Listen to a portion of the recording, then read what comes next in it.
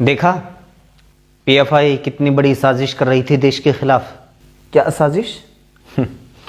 देश को मुस्लिम राष्ट्र बनाना चाहती थी। पीएफआई मुस्लिम राष्ट्र बनाना चाहती है, तुम लोग हिंदू राष्ट्र बनाना चाहते हो।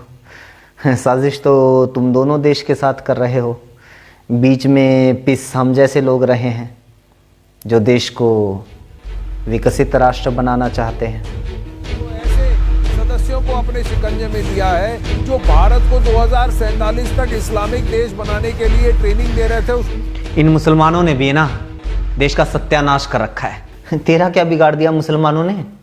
तुझे क्या परेशानी है? मुझे क्या, सारे देश को परेशानी है। असल में तो मुसलमान का मतलब ही परेशानी है। ऐसा क्या कर दिया मुसलमानों ने? ये रोज़ इतनी वारदातें हो रही हैं, ये सब इतना टीवी में दिखाया जाता है, ये सब तुझे दिखाई नहीं देता क्या? वारदातें तो क्या ये सारी वारदातें मुसलमान करते हैं?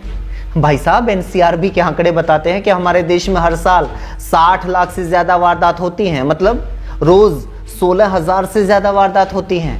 80 लोगों की तो रोज़ जान ले ली जाती है। अब बता, ये सारी वारदात मुसलमान करते हैं? एक बार पता कर, इन वारदातों को अंजाम देने वाले हिंदू कितने हैं और मुसलमान कितने हैं। तुम्हें टीवी पर गिनी चुनी घटनाओं के बारे में बताया जाता है जिसमें कोई ना कोई मुसलमान एंगल जुड़ा हुआ हो। यानी एक अंकिता का आरोपी अगर कोई मुसलमान है तो तुझे दिन रात टेलीविज़न के ऊपर दिखाया जाएगा, बताया जाएगा। लेकिन अगर किसी अंकिता का आरोपी किसी बीजेपी नेता का बेटा है, जैसा कि उत्तराखंड में है, उसके बारे में तुम्हें नहीं बताया जाता। सरकारी आंकड़े बताते हैं कि आज की तारीख में हमारे देश में लगभग 5 लाख कैदी जेलों में बंद हैं। उसमें से 3.25 लाख हिंदू हैं। 85,000 के आसपास लगभग 18% मुसलमान हैं। फिर बाकी धर्मों के लोग हैं। अगर सारी वारदातों को मुसलमान ही अंजाम देते हैं तो ये सारे कैदी मुसलमान होने चाहिए थे। असल में दिक्कत तेरी नहीं है, असली समस्या ये टीवी, ये मोबाइल है जिसके ज़रिए तुझे मैनिपुलेट किया जा रहा है। टीवी देखते ही तुझे अचानक से लगने लग जाता है कि सारी परेशानी ही मुसलमानों की वजह से है। और जब अपने स्टेट की बात आती है, अपने राज्य की बात आती है, तो तुझे लगने लग जाता है कि सारी परेशानी सिर्फ एक जाति की वजह से है। एक बात बता, 2-4 मुसलमानों के नाम तुझे याद हो जिसकी वजह से कभी तुझे कोई नुकसान हुआ हो या किसी मुसलमान ने तेरा कभी बुरा किया हो?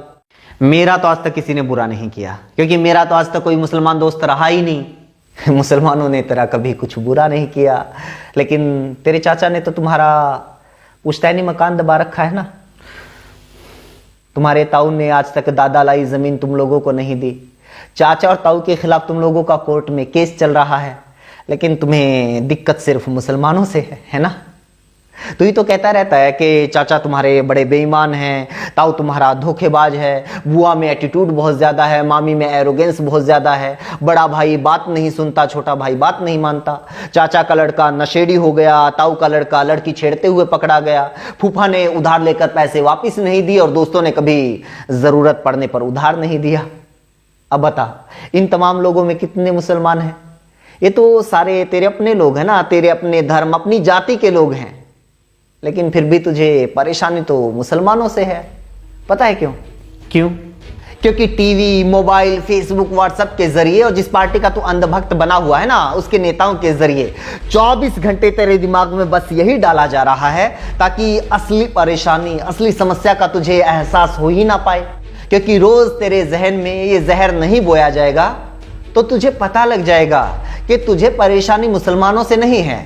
ये तेरे घर के सामने से जो टूटी हुई सड़क गुजर रही है ना, रोज जिसके ऊपर हादसे होते हैं, बाइक गाड़ी पलट जाती है। 2 हफ्ते पहले तो खुद तेरी माँ के ऊपर रिक्शा पलट गई थी, वो तो बेचारी आज भी बेड के ऊपर बैठी हुई है। अगर तुझे हिंदू मुसलमान में नहीं उलझाया जाएगा तो तुझे एहसास होने लगेगा कि तेरी बिजली का बिल लगातार बढ़ता जा रहा है, जबकि बिजली तो उतनी ही खर्च कर रहा है।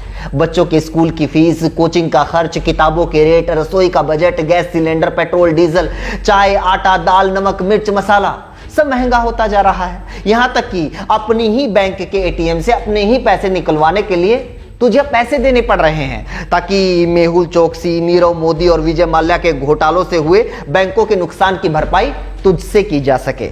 लेकिन तुझे तो इस बात का एहसास होने ही नहीं दिया जा रहा, और तुझे होगा भी नहीं, क्योंकि तू तो बहुत अमीर है। परेशानी तो तुझे सिर्फ मुसलमानों से है। मेरे भाई, कम से कम तुझे तो ये बात अच्छे से समझ में आनी चाहिए थी, क्योंकि तू तो हरियाणा से है, ओबीसी कैटेगरी से आता है। खट्टर सरकार ने तुम लोगों का आरक्षण खत्म कर दिया, तुम लोगों के बच्चों के वजीफे खत्म कर दिए।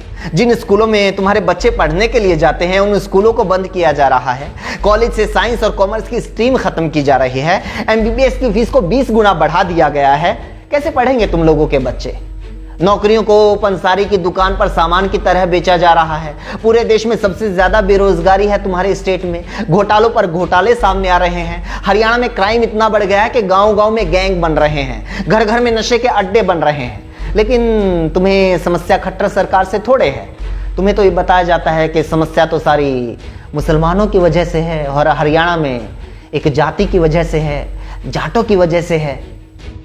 कहीं मुसलमानों से नफरत, कहीं जाटों से नफरत, कहीं यादवों से, कहीं सिखों से।